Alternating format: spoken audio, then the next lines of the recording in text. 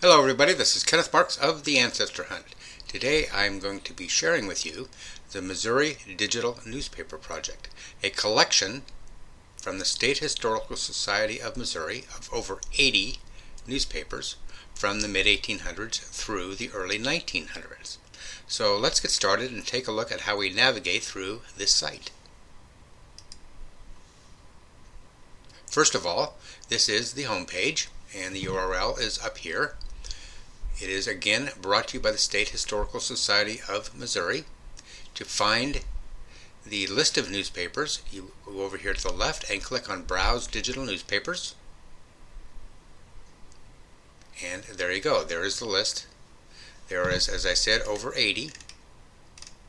Scroll down and see all of them. Scroll back up. And as you can see, here's the name of the county, the title of the collection, and the date range. Let's pick one, the St. Joseph Morning Herald. Here we go. And you can do a search from right here on this page, and you can search by date, or you can browse. So let's click Browse. And here are all of the results. The thumbnail of the first page, the collection name, title, issue date, and issue year. As you can see, the first one is from February 12th, 1862, followed by February 13th, 1862, etc.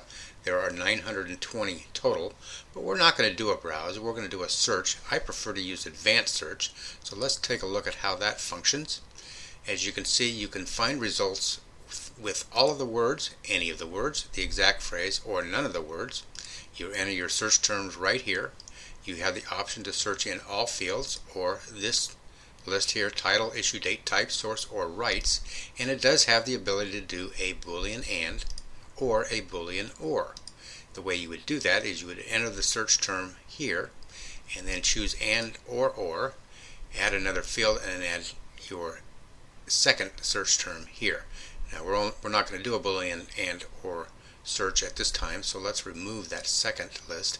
You also can search by date, where you can enter the from date and the to date for a date range. Again, we're not going to do that right now, so let's get rid of that. The other thing that you're going to want to be very careful with is to make sure that you identify which collections within the total of all of the 80 some odd newspapers that you want to search. So the way you would do that, you would click on Add or Remove Collections, and you can select the ones that you wish. In most cases, I usually select all collections, and we hit OK. And now the search we're going to do will be of all collections within the great number of newspapers that are available here. So let's enter a search term.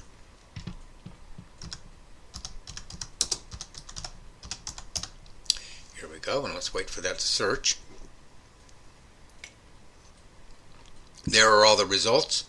As you can see, there are 375 for my search of Phil Hafner.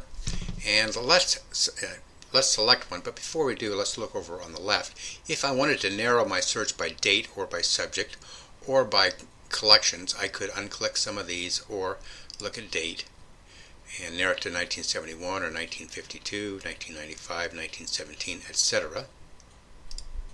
Or by subject, environment, politics, or TWA.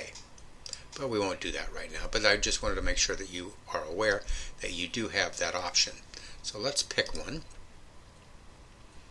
And up comes part of the page. As you can see over on the left, this is important, the light pink at the top shows you what is being displayed in the display window. The darker pink down here is where the article is that has the search terms that we have entered, in this case Phil Hafner. So if we just move up by holding the mouse down, you can see over on the left, over on the right, you can see the term Phil Hafner. So let's zoom in a little bit. We can do that by moving this little blue bar here. And let's scroll over to the article, and there you go. There's the article. This is an article about Phil Hafner, who is the gentleman that was in our search term. Now, if I wanted to save that particular article, I have a number of options to do so. The first option would be use my handy dandy snipping tool on my computer, and I would just click on that, and then I would draw a box around it. and I can save it from there. The only disadvantage of this that I see, and again this is personal preference, is as you can see the highlighted search terms are there in pink. I personally do not like to save articles with the highlighted search terms, so we have another option which I will show you. But if you wish to save it that way, you could, and just do a file save as and save the article wherever you wish. But let's look at our second option. In this case, on this site, they have a nice option of downloading the entire page, and you've got the option of downloading it in a small, medium, or large format.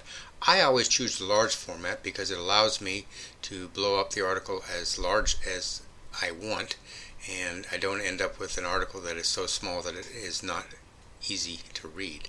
So let's do large. And now I can save it. It gives me the name of the newspaper and the date, 1904, October 8th, and I save it in a JPEG format. I'll save it in my desktop at this particular time. And now if I click on that JPEG, it brings up the entire page. If I maximize it, I can now go over to the article, and there's the article there over on the right. Here we go, about Phil Hafner. I can now use my snipping tool. As you can see, it's a little bit larger than the one we had previously, and it does not have the pink highlights, which is my preference. And then I can do a file save as and do what I wish with that particular article. Put it in a blog post, in a family history book, or whatever.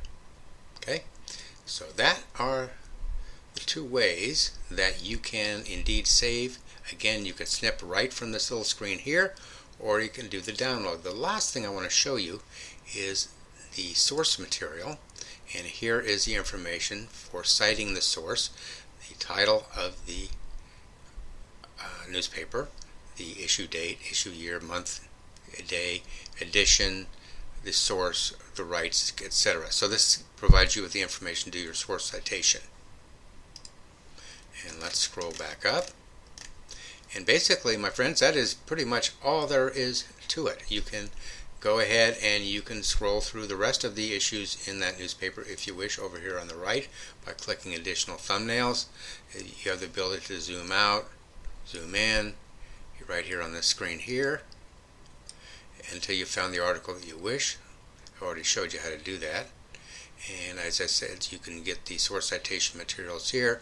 You can obviously do another search. You can refine the search as I showed you previously, change the collections that you're searching, again search by date. So you've got a number of options to find the newspapers for the folks that you are looking for.